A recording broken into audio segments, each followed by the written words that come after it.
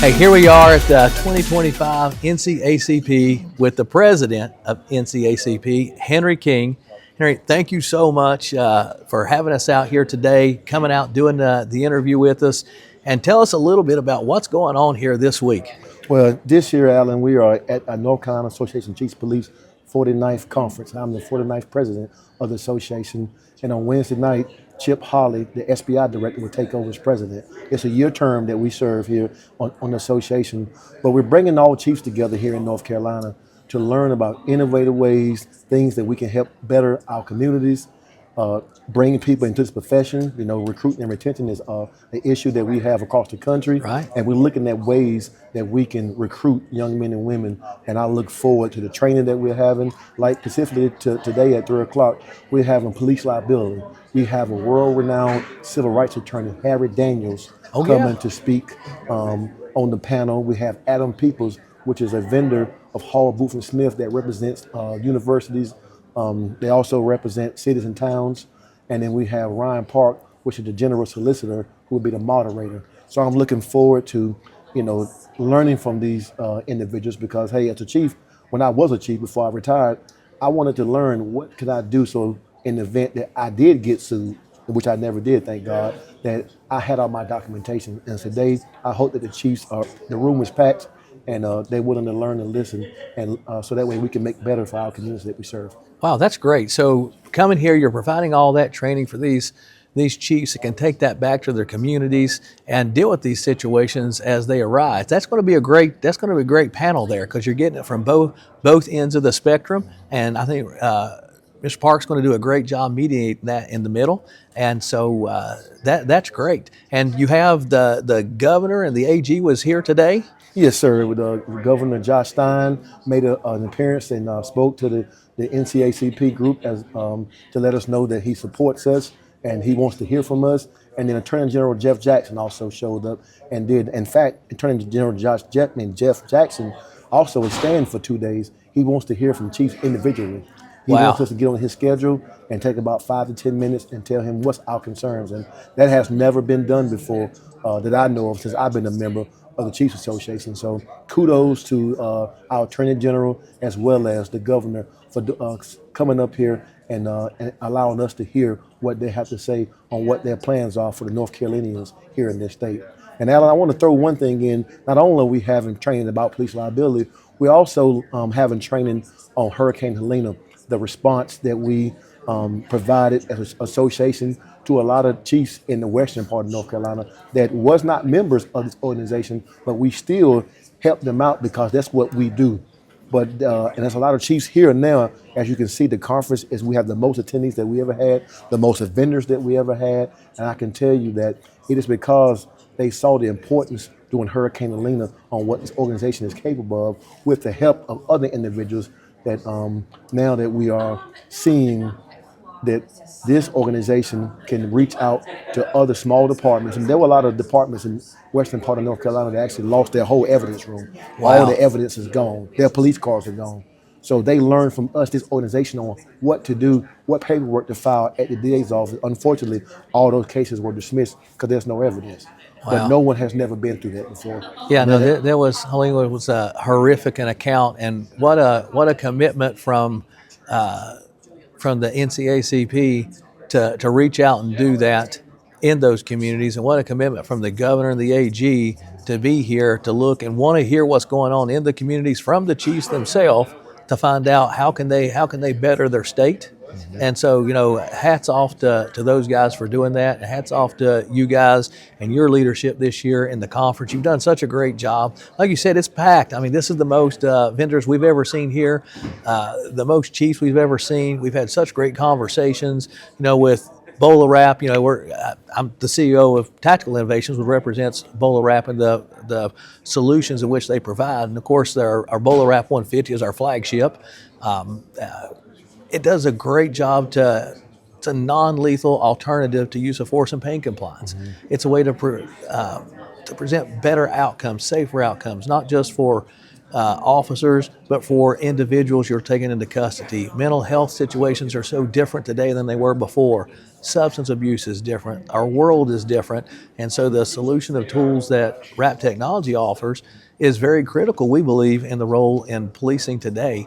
You have the BolaWrap 150, we have the virtual reality training, and we have the body-worn camera system. We think all three of those are part of a complete solution. And you are very innovative, and the very first chief in the state of North Carolina to have the BolaWrap 100s actually, and then later upgrade to the BolaWrap 150s. So can you tell us a little bit about your experience and your officers' experience and what they felt whenever you brought it in, what your community felt when you brought that in? Well, Alan, it was a blessing in disguise. When I first learned about the BolaWrap, I contacted BolaWrap via their website, and I asked for them to come out to North Carolina, to the North Carolina Justice Academy, because they oversee training for all law enforcement. So if we can get their blessings, then we know that it will be pretty much certified in the state of North Carolina. After doing so, I can't then come back, and like most chiefs and good leaders, I want to get buy-in from my staff. So I let my staff test and evaluate it. They loved it. Then we took it to the community. We took it to Rotary. I had Mark Davis during the time come out and do these demonstrations at Rotary. Well, we all know that inside the Rotaries are your all who's to who's, your business owners, and they loved it. But then I had to take one more stop, and that was at the hospital for the nurses. And then once the nurses saw the benefit from the BolaWrap, they definitely loved it, because you got a lot of mental patients that walk out the hospital that are under influence, that are suffering from crisis, and they're strong. Yes. And we don't want to always tase anyone. Taser is not a bad product, but this is a rescue tool. This is an additional option that we have that will take someone into custody and allow them to be safe and the officer to be safe. And I will tell you this, and I will say it until the day that the good Lord calls me home. Every police chief and sheriff in every city should have this tool. There is no excuse why this tool should not be on every law enforcement's belt, because this is the future. This is a way right here that officers can be provided an additional tool to take someone into custody. And it's not about money. It's just about seeing the public needs to be able to hold us accountable.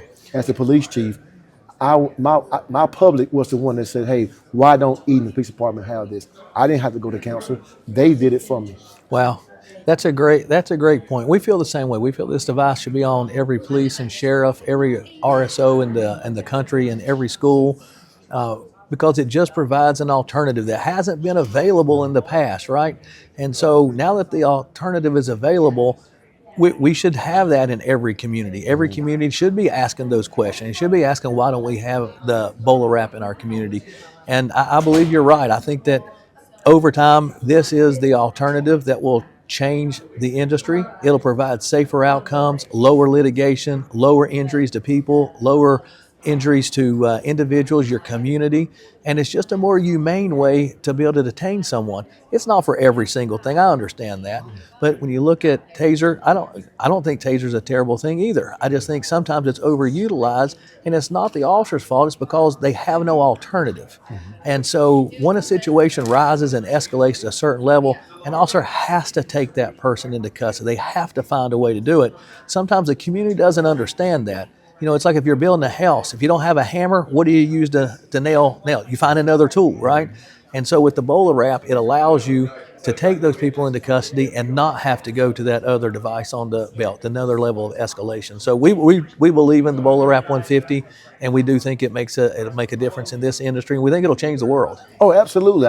Listen, I know that right now the ATF regulations are different, but I'm looking forward to the day that when Technical Innovations and BolaWrap come out with the BolaWrap 175, and that's the civilian version. So that way we can put these in the hands of loss prevention, security guards. All right. I'm looking, because that there's a lot of shoplifting that goes on, where you see sometimes security guards have to go hands-on, right, and they don't have the necessary training. But here's a rescue tool, or a tool that can take someone into custody, or at least detain them long enough for law enforcement to get there. Yeah, no, we believe private security is probably the next evolution, right? We believe that there's a market for this and that, and because they don't have tools either, right? A lot of those officers in private security, they don't carry a firearm, and so you kind of got these and that verbal judo. You've got to kind of find a way. What a great way to have a tool on their belt also to help bring people into custody or just detain a situation or de-escalate a situation when it gets out of control. Absolutely, absolutely.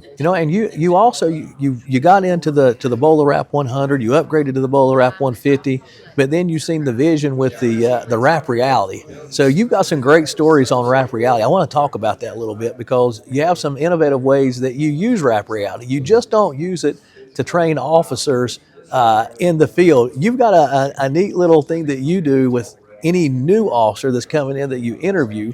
So tell us a little bit first about why you thought Wrap Reality would, with the VR training, would add value to your department. But then tell us some of the things you use it for, because I think people are going to be intrigued of what you do. It's a great idea, and so go ahead there. Well, thank you, Alan, for that question. So again, when I heard about the Wrap Reality, I reached out to Wrap and asked them, could we test and evaluate the equipment?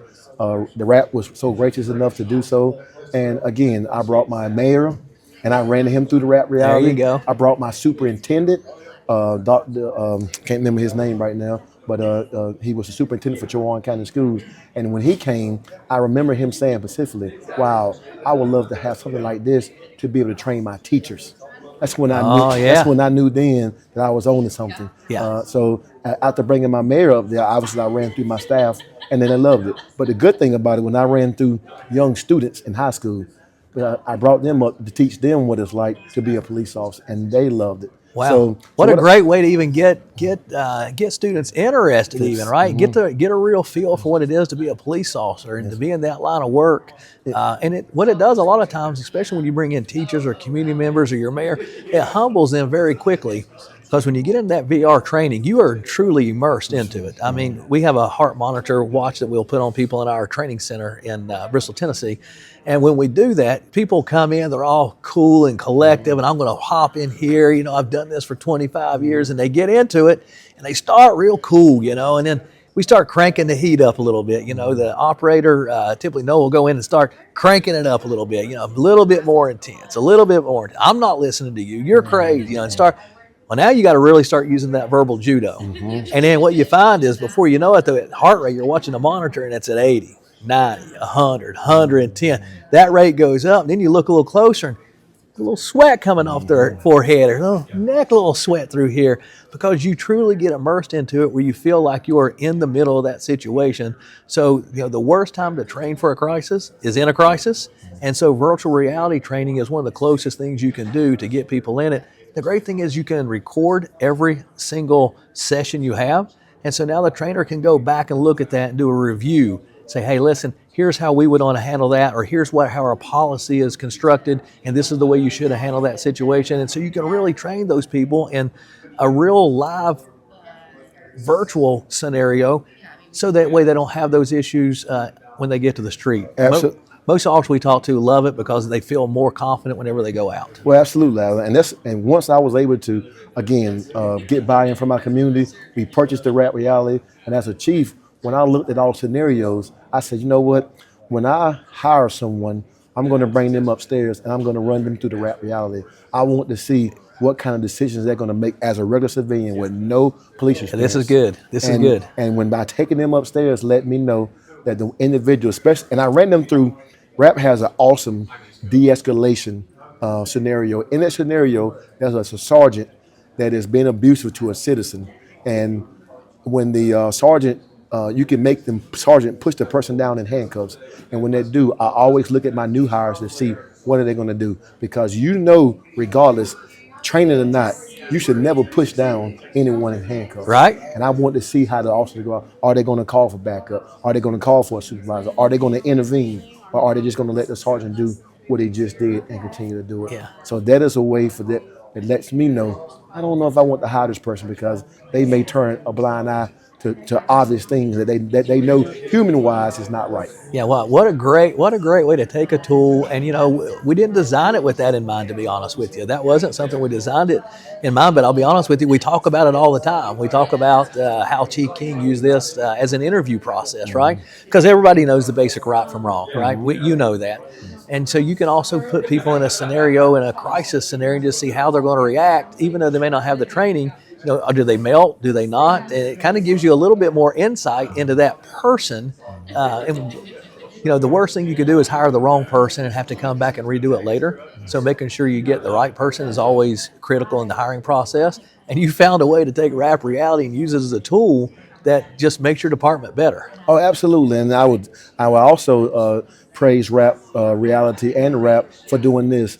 We saw an influx of school buses pulling on the side of the road and calling for law enforcement assistance. And some of my officers never, at the time, never dealt with trying to go on a school bus in a closed space Oh, yeah. and deal with a bunch of disorderly students on the bus.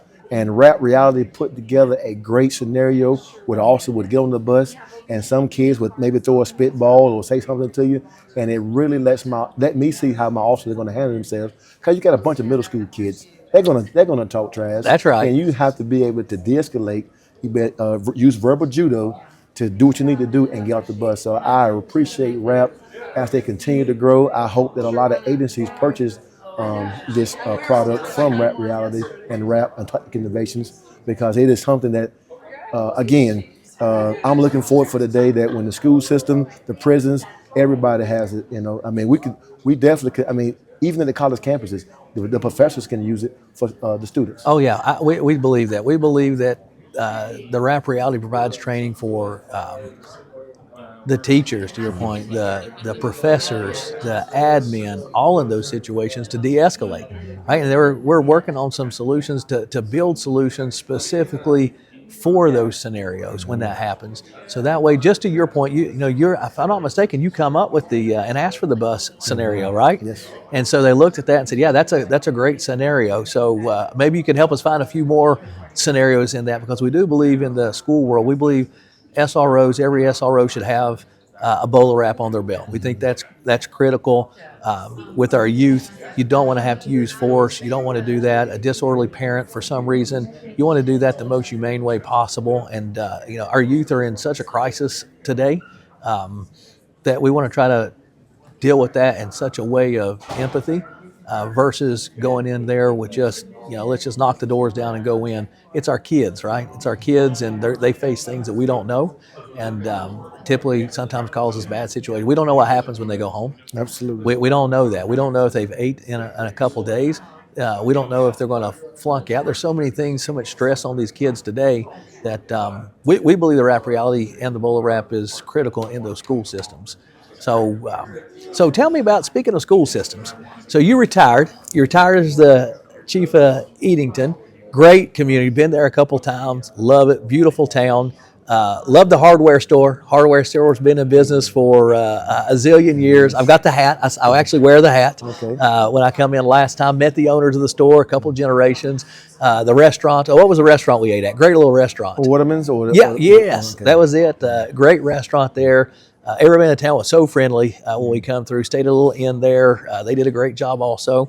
But you retired from that, and you just couldn't take the retirement. You didn't even last like a couple months really in retirement. You just couldn't take it. So what did you do? So, Alan, thank you.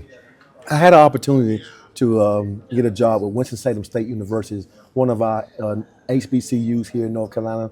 Population of students is about 5,000, and I'm working for a great chief. I mean, it's kind of weird for me to say that, but Right. I'm working for a great chief. Amir Henry is a great chief. He's very innovative. He's looking for ideas, and I am happy and proud to be a part of his team. I love the students at Winston-Salem State. I always pick. I'm an NCCU graduate. Oh, yeah. But now I'm a WSSU employee, so I bleed red and go Rams. Yeah. The W Winston, that's the sign right Oh, yeah. there. But I tell you, it is a blessing to be able to see the future. These students that we have are the future, and I'm looking for ways to recruit them into law enforcement, whether it's Right. Winston State University. Some of them may want to go to the federal government. Some of them may want to go to the FBI, DEA, state levels. I'm trying to give them opportunities that I know I didn't have, where you got someone that has the connections that can get you through the door as long as you have the resume, the grades, and the fitness to get in. Right. Well, that's excellent. Listen, I can imagine you on, which I've been on campus, and Chief Amir there. What a wonderful person. He took the time to spend a fair amount of time with us that day, and got a lot of respect for him. You got some great colleagues there as well. Everybody was very engaged and interested.